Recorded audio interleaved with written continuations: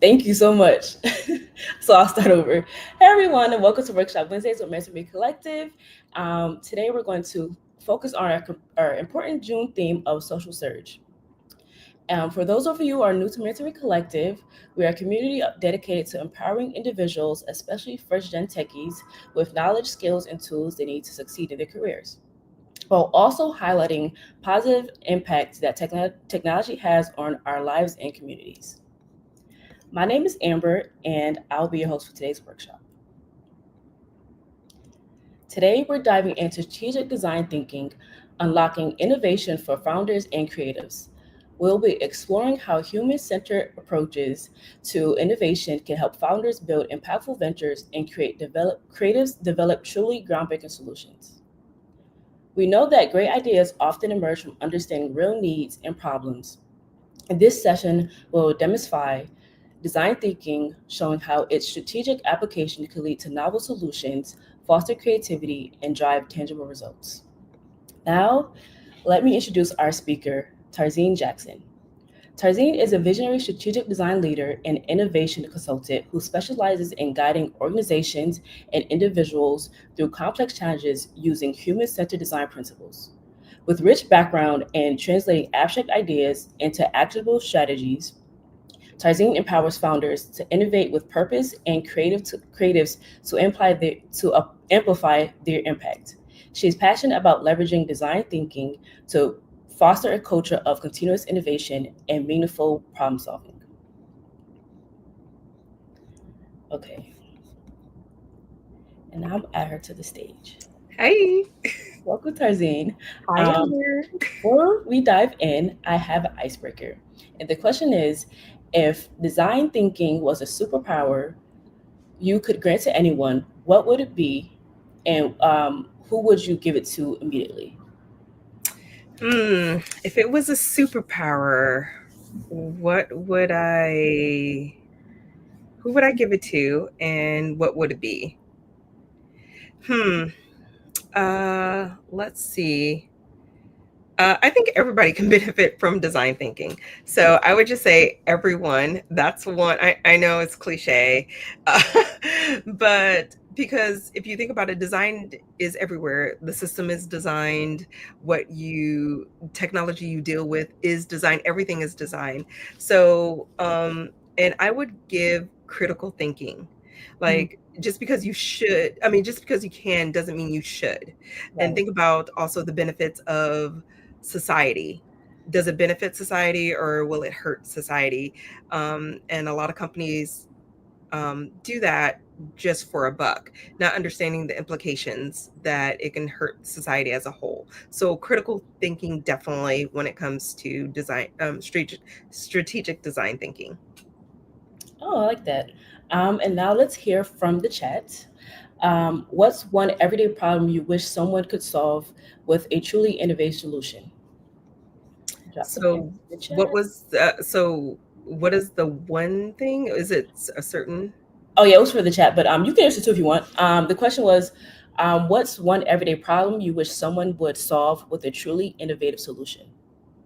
um make us make design accessibility friendly across the board, Right. because I mean, because it's supposed to be UX, which is user experience, which is most encompass everybody, but now you're talking about SUX. It's only for some people and not for others. Mm-hmm. So I try to I'm more mindful with accessibility thinking, and incorporating more things about accessibility as I build things.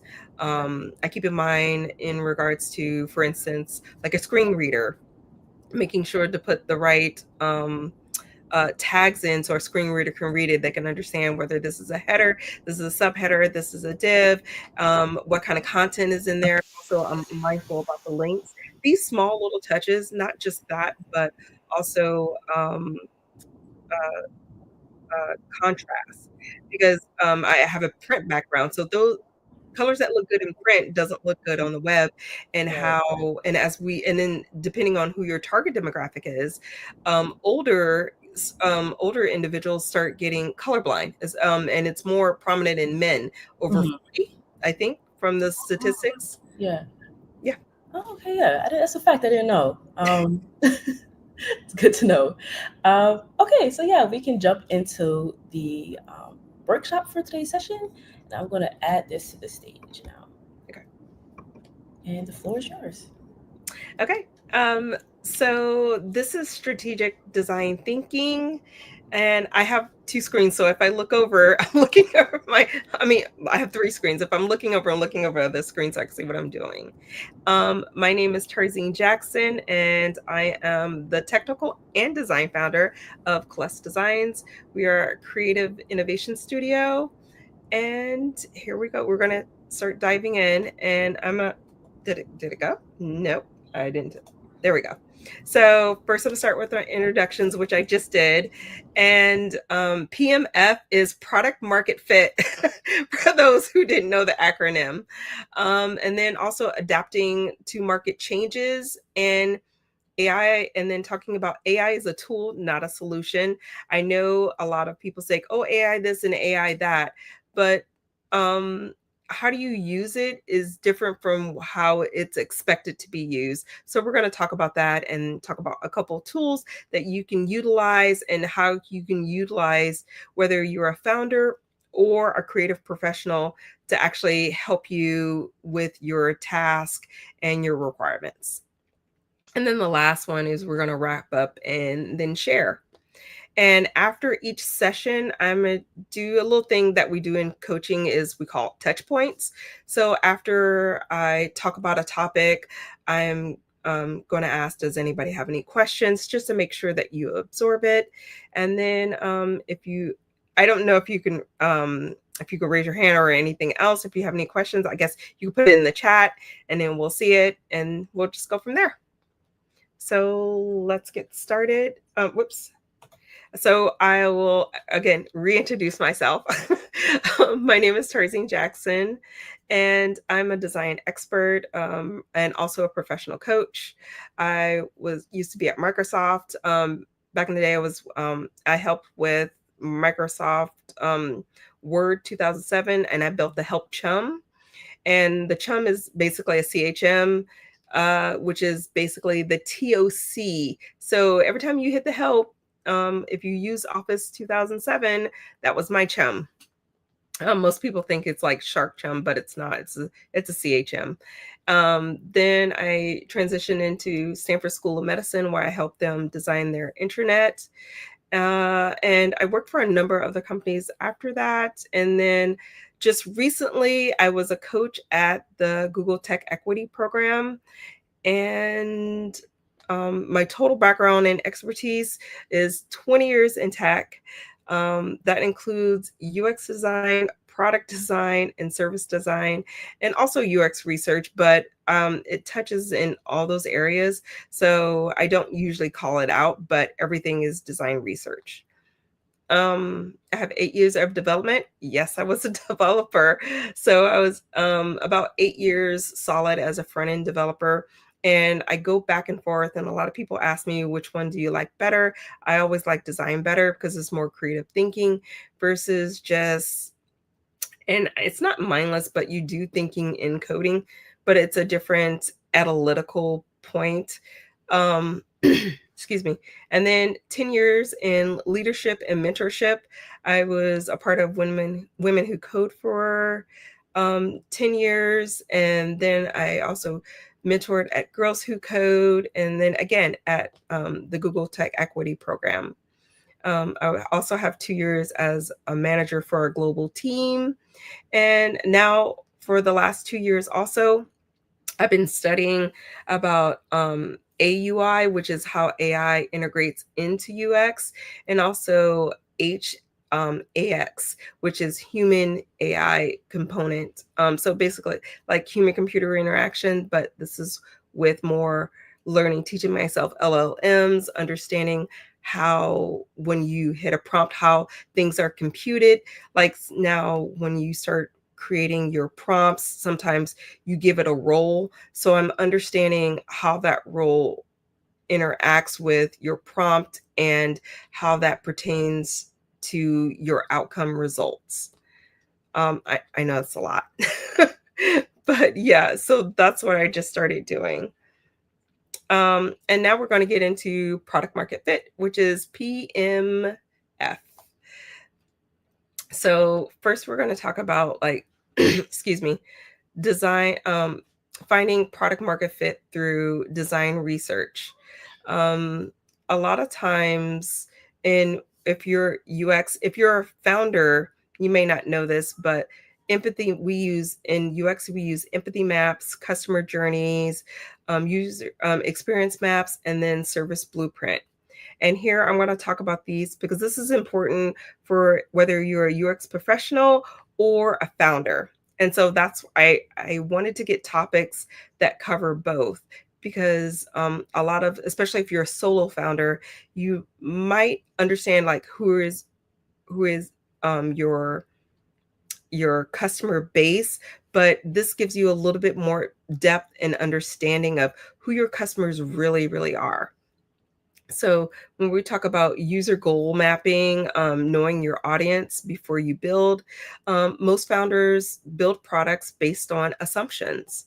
And they say like, oh, one person, I saw one person problem, but then this fails 90% of the time. So user goal mapping shows you what people actually need. And I guess I can say there's like features sometimes in a program or a software that you use and they hype it up and it's like we didn't even ask for that. So having an empathy map or a customer journey or an experience map will help you save on costly development or design of a service or a product. And I'll give you my own personal story of how this actually helped me refine um, my offerings and allowed me to gain more client acquisitions. So the four maps, again, we're going to be talking about, and the four maps I think that you would need. And you can actually Google templates or Perplexity, get some templates. They're a whole bunch out there, or I can show you one in Figma, which I will have to show you in a few minutes. So we go to the next slide. And so this is an example of an empathy map. And I did one that was filled in. So you can see what it really means. And this empathy map was from the Norman Neeson group. And they have a great article of how to explain all of these maps. So if you do want to utilize it either in your product, your service, or in your career, this will be a great starting point. And you don't necessarily have to get a digital one. You could just draw it on a napkin or whiteboard. So you just draw 4 boxes and you understand what your customers think and how they feel, what they see, what they say, what they do, what their goals, what their problem is. And this will help you identify things. Like this particular one is talking about buying a TV. And when you buy a TV, you think about all these things. You like, is the quality good? What is the price? How many people returned it? So these are things that you do every single day, and you unknowingly are basically like an empathy map. Sorry, that's my cat. um, and then how would you do this if you're either a founder or a UX professional? And typically you would have an interview. Typically you would have an interview with anywhere from 5 to 15 people, and then ask them like a group of questions. And he was like walk me through what happens when whatever your problem is occurs, and then have them go through okay. And then have them go through a scenario and like give and have them do like a brain dump. Like tell me what your really thought, what your think process is, because you want to capture that raw data. It's like, I don't like this TV because I heard bad things. And so you know how this person thinks. And then what if they say something like I want something that, I want the best TV, but not knowing what the best is. And that's why an empathy map will help with that. And the next one we're going to go to is customer journey map, which I actually love. So the 5 stages of that is, um, they learn the problem that exists, they look at the solutions, they choose your product, and they use it for the first time. So this is great if you have a product or a service, or if you're working for an organization and there's a feature. And all these touch points help you with, it doesn't just help you refine your product, but it also helps if it's a digital product or a software product. It helps you with the navigation flow. Like say you log into an app, and or you log into a social media app, and instead of it takes you to the admin settings instead of your feed. The first thing you want to see is, you log in, you go to your feed, you go to your homepage where everything is, and you see your feed, you see your friends or anything else. But if they don't use a user journey map, and it's wherever they feel like taking you, they might take you to the wrong place. And so this is what's really important. Then the next one is an experience map. This helps you with including pretty much everything that affects your users. So their mood, their environment, other tools that they use, whether it be your tool or service or other external things. Let's just say you have a MacBook Pro and your colleagues use Microsoft. So you have to put Windows or an Word or something on a Mac. So that's a external tool that's coming into a different OS environment. And I'm just using that as an example. It reveals opportunity that you might have missed.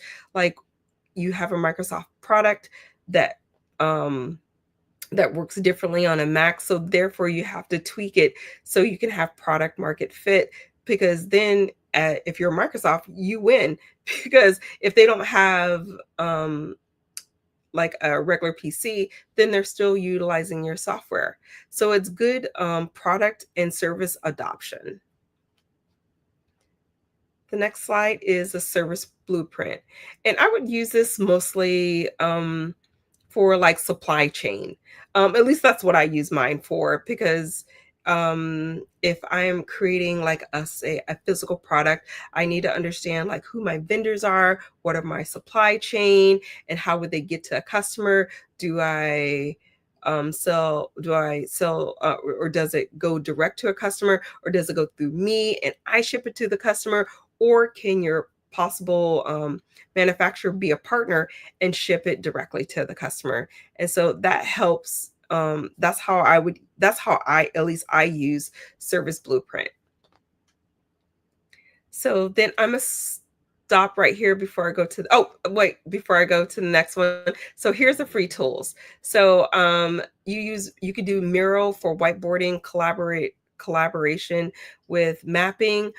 Figma is also a great tool. It's not just for designers. It can also be for founders, because it's a great tool, and it has tons of templates and plugins that you can use. And if you are using AI to like build your app or something, you can actually build all your custom screens in there and feed it into like an AI editor that will build it and everything else. And then Google Sheets, of course, simple sheets for creating empathy maps, type forms that are good for user surveys so you can get information back. And then, of course, Zoom for if you wanted to do user interviews. And I would say, whether you're a founder or a creative professional, do user interviews. And I know it might seem scary, but you need to understand really what those pain points are, because that's the only way you're going to be successful. And before we go to market adoption, does anybody have any questions? I know I kind of ran through that pretty quickly. But Ember, do you have any questions, or is this a good stopping point? I'm not sure how this would go. I don't see any questions in the chat, so we can keep moving forward for now. All right, yay, thumbs up. Let's talk about market adoption. Adaption, excuse me. And this is a market, market analysis canvas. And I use this to help me understand the market. And when I say market, that means like everything, like who are you selling to, and are they going to be able to buy? And the same thing, so if I'm a founder, I want to know, can the market bear my cost? Can the market bear my product? Is my product or service a good product market fit? And this is the same thing for if you're working for a company. Is your product or your service a good product market fit? So I would utilize this canvas to help identify any pain points or any bottlenecks. So here are the 9 areas that you should be focusing on. So market drivers, user segments, value propositions, competition, pricing, distribution, technology, regulations, and timing. And then I put a little definition right there so you'll have it. I'm not going to go deep dive into it because I'm going to go through the other screens. And so I'm going to use my company as a real-time example. So I started my design firm last year.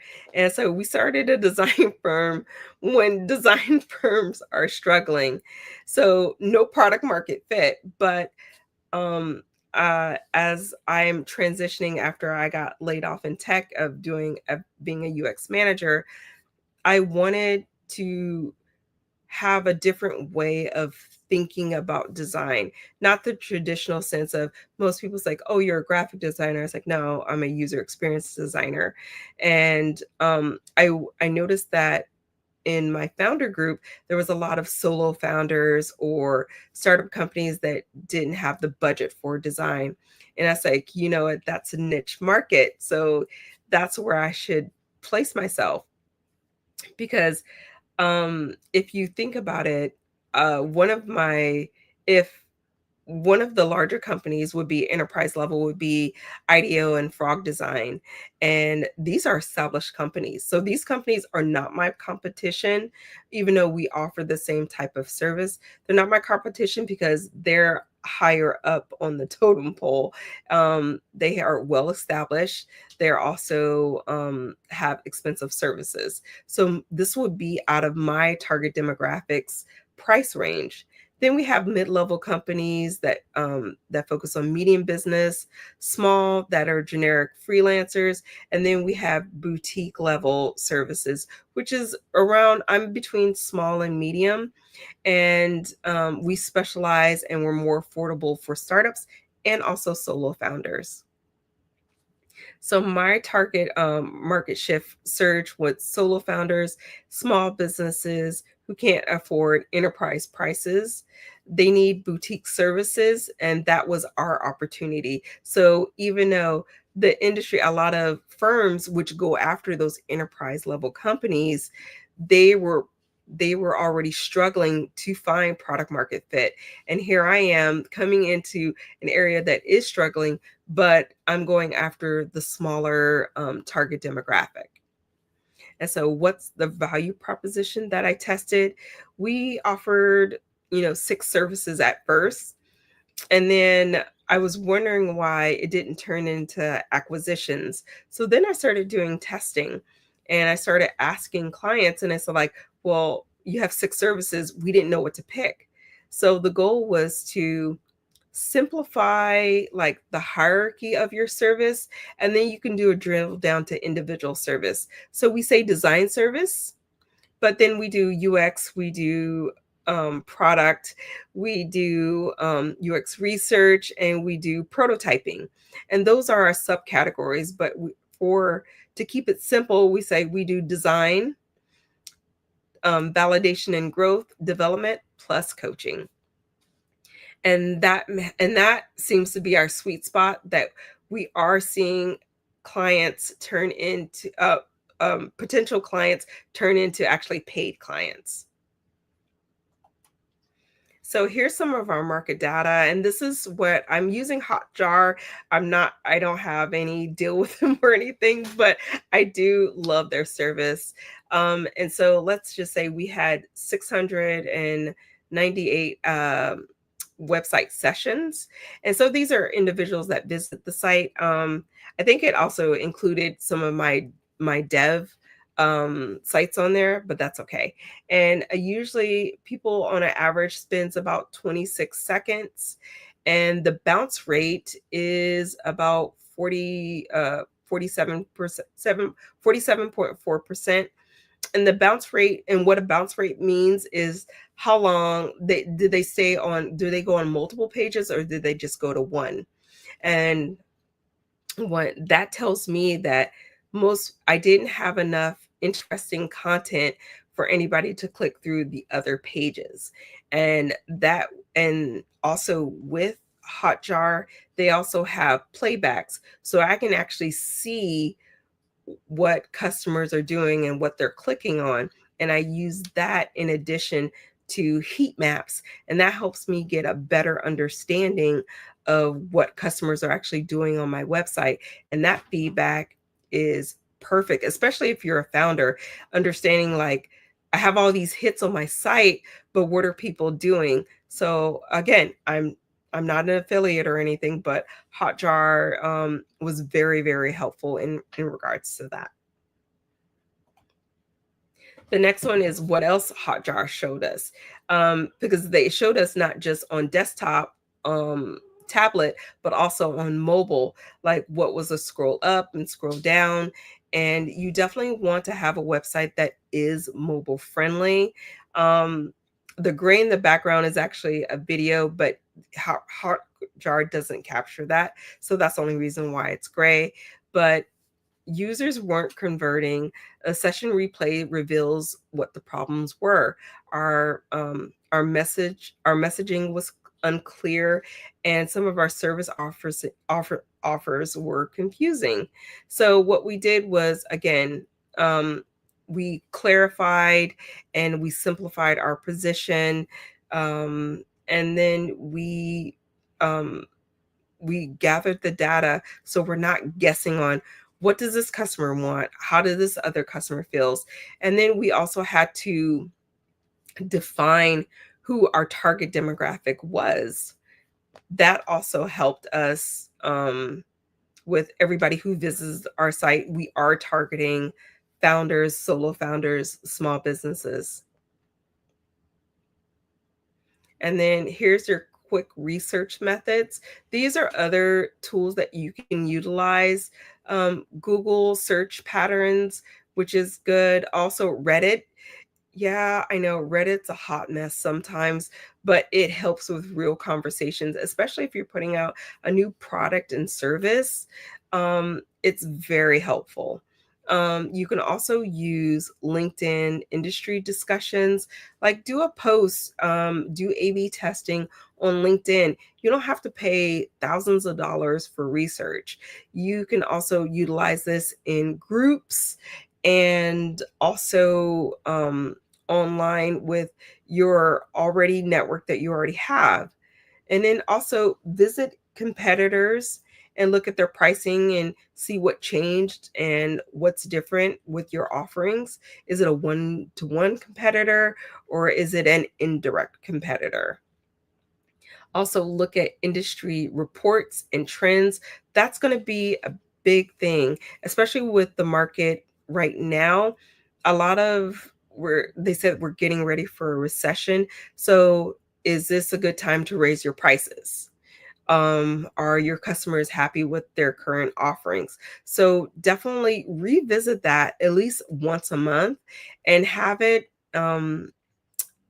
like on a calendar invite yourself to a meeting or invite your team to a meeting and to understand, what's happening with the industry, because that will, if the industry is going into recession, that means a lot of people are not purchasing usually unnecessary items. Like if it's an app or music or something else, they might just shy away from those purchases and just focus on the essential things like um, electricity, rent, food. So you definitely want to make sure you're looking at these industry trends. And also, if you want to take it just either domestically or internationally, what does that mean? And then also definitely use Hotjar for user behavior data. This is golden, especially if you're a founder or if you're looking for funding. You would love to have this data, especially in front of a potential investor, of how marketable or how much of your product is a product market fit. And it just helps across the board. And I do couple that with Google Analytics for also traffic. And when we go to the next session, I'm going to tell you how I use AI to actually help me with these reports. So I'm not going through all of these different tools one at a time. So then, like, our process is the same as a company. We test on ourselves. So we use the same tools on ourselves as we do for our clients. We use Hotjar, we use Google Analytics, we do place the session replays. We watch what users actually do, not just what they say they do, but what they actually do, because that's important. And that was real data from our website. It shows you what individuals click on and what was non-clickable elements, because also your website or your app, it might look different to different people. They might think it's a link and it's not, and we call those rage clicks. So if somebody's like clicking on something they think it's clickable, that's a rage click, and you might want to look at your UI. So the result is that we're going to, with the data that we gathered from all our analytical data, we are in the middle of a redesign based on the user behavior and also our user interviews from our terrific clients that allowed us to make them our guinea pig for our new site. And so with those changes, we would hopefully make life easier, and hopefully when people visit our site, they can find the information they want.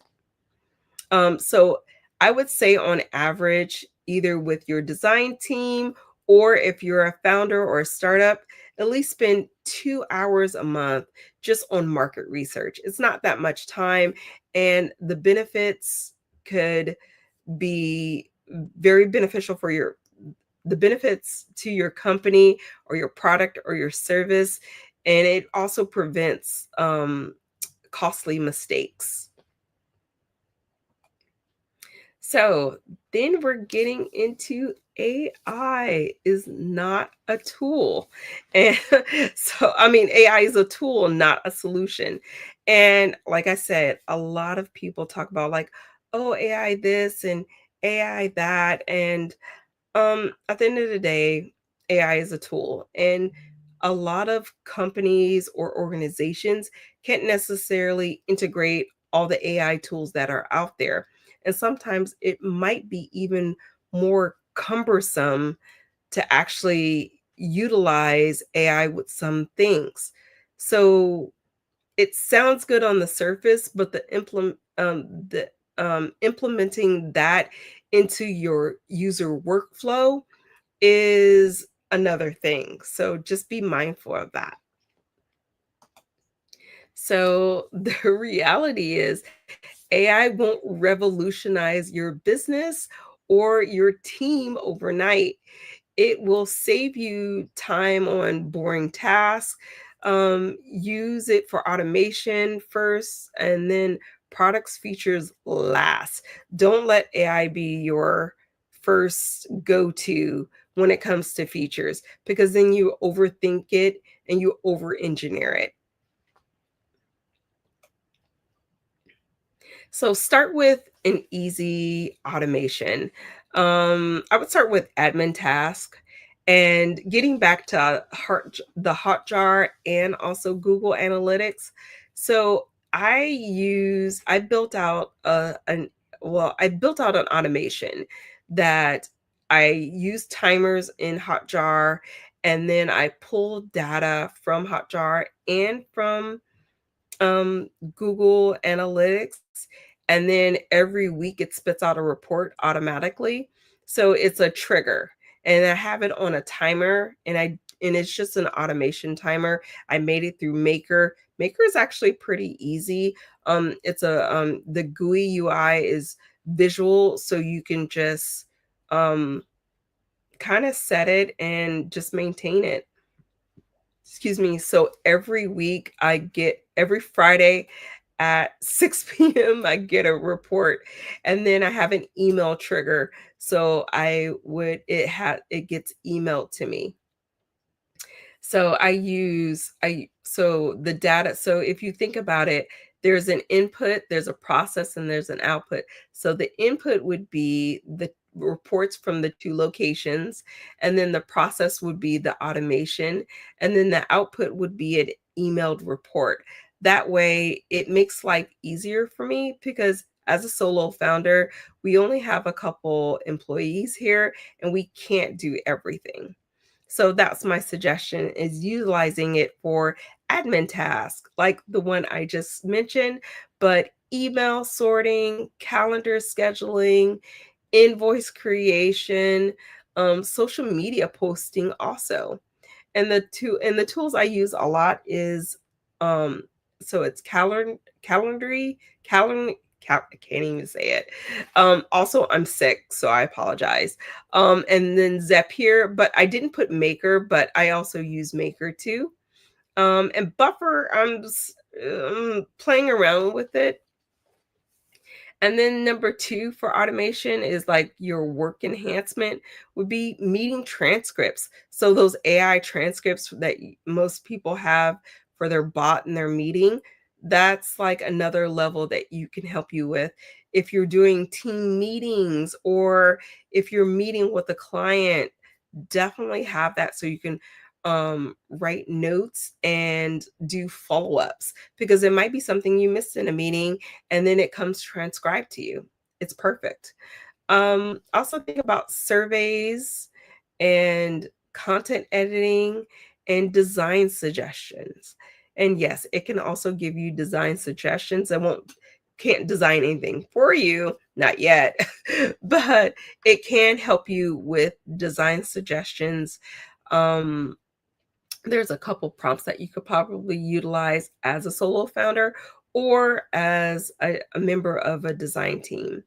And you can use Otter AI, Notation, Grammarly, and also Figma. And then the third would be your product features. And I would only add it like AI to just solve real user problems. And so you would add it if it, to make things better, or better use cases, or better outcomes.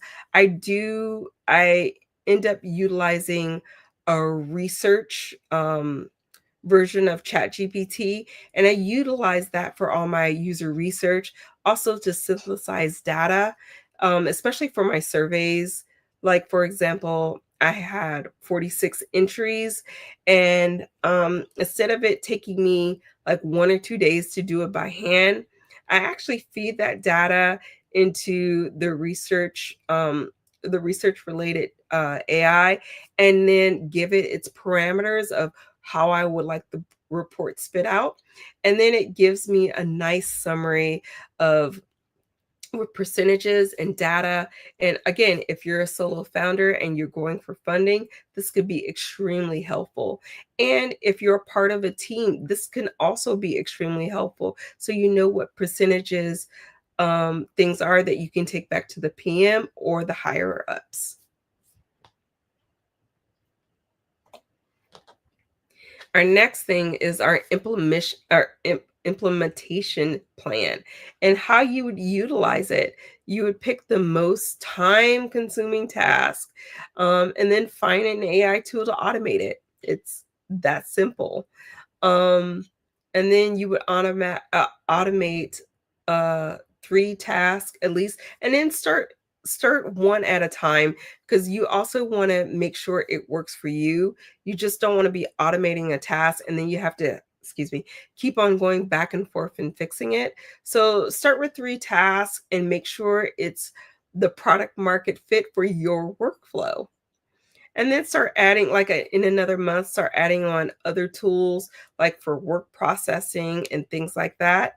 And then in month 3, just add them as you go, but also keep track of it. I have a little spreadsheet of what goes to what, just to help me understand, like, if a pipeline is broken, like by an API or something else, then I can understand how the workflow is. And then above and before anything, test everything. Don't just push it out and utilize it, but test it out. Before adding any AI features, ask yourself, does this make users' lives easier, or does it just sound good? If it just sounds good, skip it. Like I said, AI is like a buzzword. It's like the new shiny toy. If it sounds cool, skip it, because it might be more headache than it's worth to configure it in your workflow or into your product. And then why this works. For at least for us as a company, we don't just teach this process, we live it. All the AI tools that I use, we use it in our companies, and we use it also to help with we help with our clients, and we help them grow and scale both horizontally, which is their task, their automation task, and also vertically as they are trying to get clients or win awards. And so excuse me, our website is about, with our 74.4% bounce rate. We wanted to change that. And so we're making those changes based off of the empathy map and the user research. Like I said, users spent about 26 seconds, and we don't want them to spend all day, but we want them to also click on other features, any articles, because once they start seeing your business or your company, or if it's a team, understanding like their product and the service, you want to encourage people to purchase. You want to encourage people to either download, purchase, or whatever that product or that service is. And then we use Hotjar sessions that showed us exactly what users are doing, which is critical. So like, in a way, we're kind of surveilling our users, but we don't grab any personal information. We do utilize it only for to make improvements to the site and to make our product more user friendly. Then we're also we excuse me, we use our own empathy maps in our process. So the same empathy maps that I showed you earlier, we actually use that in our company. So everything that I've showed, we actually use that for our company process, and we use it for our clients. We analyze the market position. We do that for ourselves as we do to our clients. The results are usually a clearer message, better positioning, higher conversion. The same, like, again, the same process we use for our clients. We use the same tools. we get the same results. It's not just theory, it's actually practice for us. So here's some key takeaways. So user research, um, user research prevents expensive mistakes. You need to talk to your users before you build. A lot of people build apps, and then they push it out to market just because a couple people use it, but then they use it once and they don't use it anymore. And then you spend like anywhere from what, 10, 20, $30,000 on an app that nobody really uses. So there's other key takeaways. Do a research, do a design prototype, test it out, understand the pain points, what features are people are using before you go to build. And then also look at the market change. Is it consistently changing for your product, your service, or for your team? You want to track these changes, or your product or your service might get left behind. And then let's talk about AI. AI saves on time, on boring work. Use it for automation, um, and not innovation as for theater. Then let's start talking about start small. Start small and iterate. And if you don't know what iterate means, it's just like a repeat. Even though you go through the design process, the development process, and then you push it out to production, iterate, because there's always can be some improvement, and then have that cycle. So, and last, like, we build what users need. We adapt to the market when it shifts. We automate what wastes time. And then this isn't rocket science, it's systemic thinking.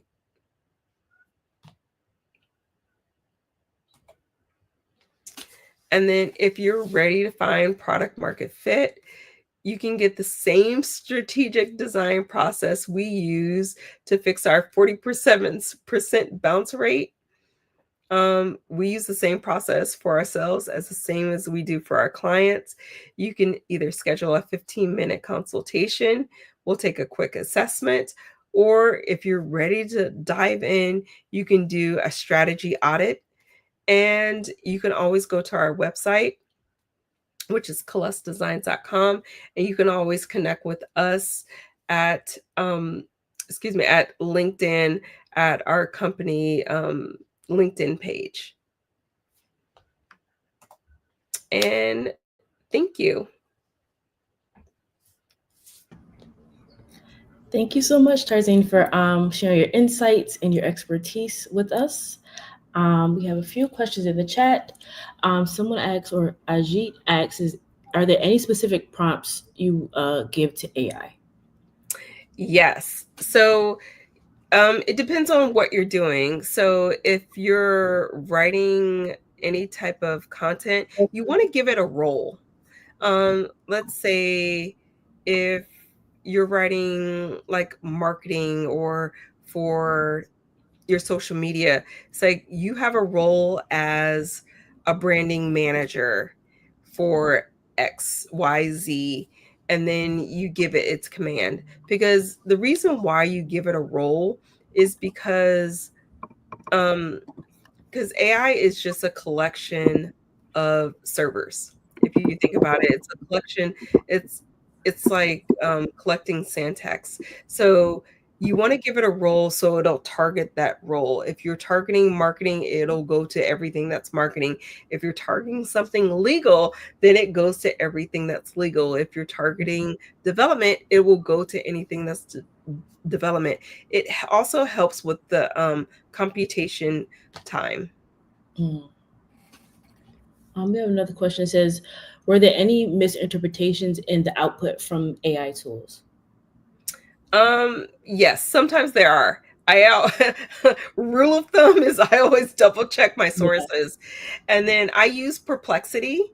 So I use Perplexity and to get my sources, and then I usually feed that into AI, because before, like a year ago, AI was not connected to the web. Now it has limited web um, access, but I'm pretty sure that'll change. But I always double check my sources, and I tend to always, whether it's Perplexity or ChatGPT, because I use ChatGPT, I use DeepSeek, I use Gemini, I use Llama, and I use so Gemini, Llama, oh, and Claude. There's a couple other ones that I use. So I use it for different things because I get different outcomes depending on what I'm utilizing it for. So I use Claude if I'm doing any type of coding or documentation with that. And if I'm doing design, then I use ChatGPT. If I use ChatGPT or any type of research, or I use Gemini, and I switch between the two. It just depends on what gives me better outcome. And sometimes I put the same prompt in both, and then I compare them. Um, and then I use DeepSeek for any low hanging fruit. It helps with some of those things. And I would just say play around, but always check your sources. Mhm. Um, which one is more reliable of the AI tools that you just mentioned? For it depends on what it is. Right. That was a question. I guess what is your like go to? I guess they use it from different things. Which one do you like gravitate towards most? Um, well, if I want snarky comments, it'll be DeepSeek. Because it's good at satire kind of Yeah. responses. Like if I want to get snappy with somebody, Mhm. and I actually, because it's open source, so I actually run that through my automation. So sometimes when I because what I do is that you can actually build yourself as an agent, and it talks like you. So I was training it because I downloaded, and this is a free download, which is, I don't have any affiliation with any of these products, unless you can call me for that. But anyway, is I use LM Studios, and then you can download all these open source LLMs, and actually you can run it locally. So, if you're worried about your data, then run it locally, and then also get Little Snitch. Little Snitch is a program that will stop firewall, so get your data from leaving your computer if you're worried about all of that. I used to work in cybersecurity, so I have a heightened awareness more than most. And if you want to run your LLMs locally, um, LM Studios make it very easy to get up and running, and there's tons of YouTube tutorials. You can also connect with me on LinkedIn, and if you have any questions, more than happy to ask. Respond to it. And then, so for snarkiness, DeepSeek, because I like it, and ChatGPT, it gives a little bit. It's very generic. It actually tries to clean up my snarkiness. Mhm. DeepSeek doesn't do it as much, but yeah. I got a couple alerts from ChatGPT, like, "Oh, you shouldn't say it like that." No, I want to say it like that.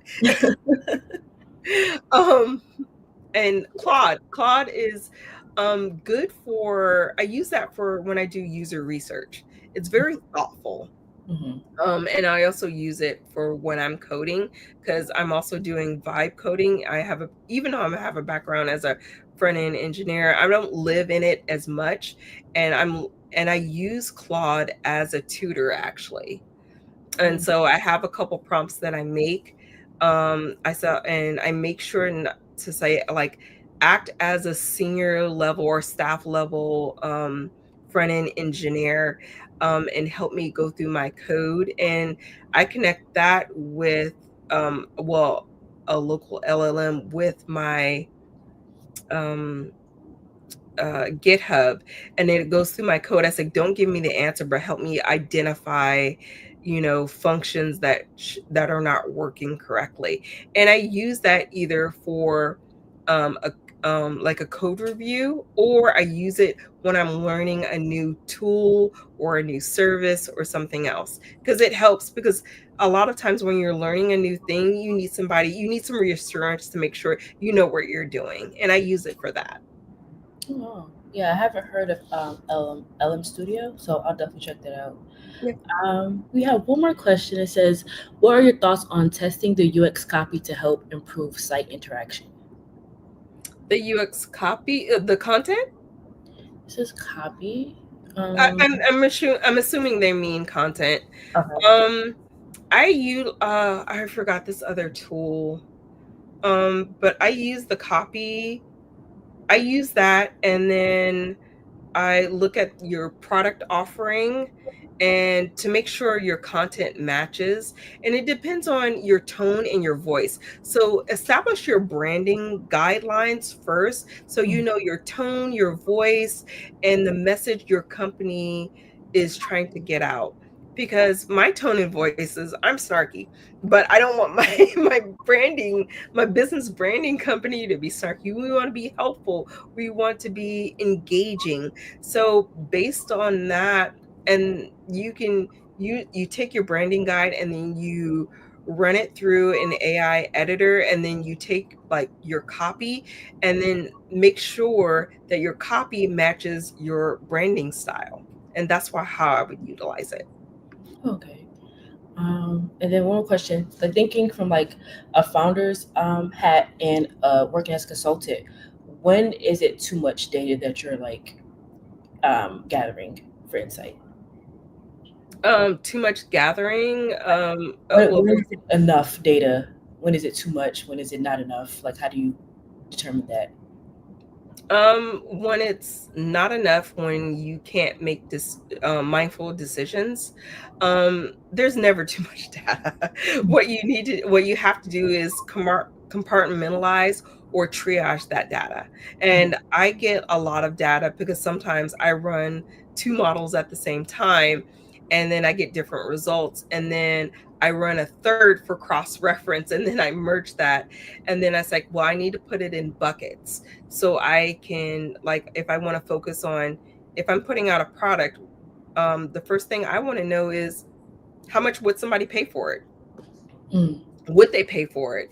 If you're building a product or a service, and you're building it to make money. So you want to ask those questions. It's like, would you utilize this product or this service? Would you pay for this product or this service?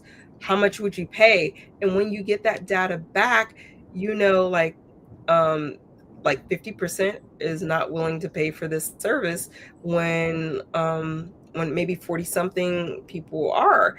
And then they're only willing to pay like if it's on the a la carte or something else like that. So it gives you insights so you can make informed decisions.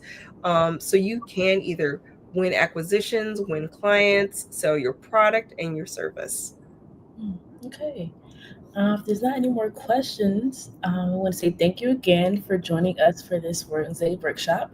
We really appreciate your insights and your thoughts and expertise that you shared with us. And thank you guys for coming. And stay tuned for our next workshop Wednesday, which should be happening next week, next Wednesday. So there you have it. Be Thank safe. you. Bye. Bye.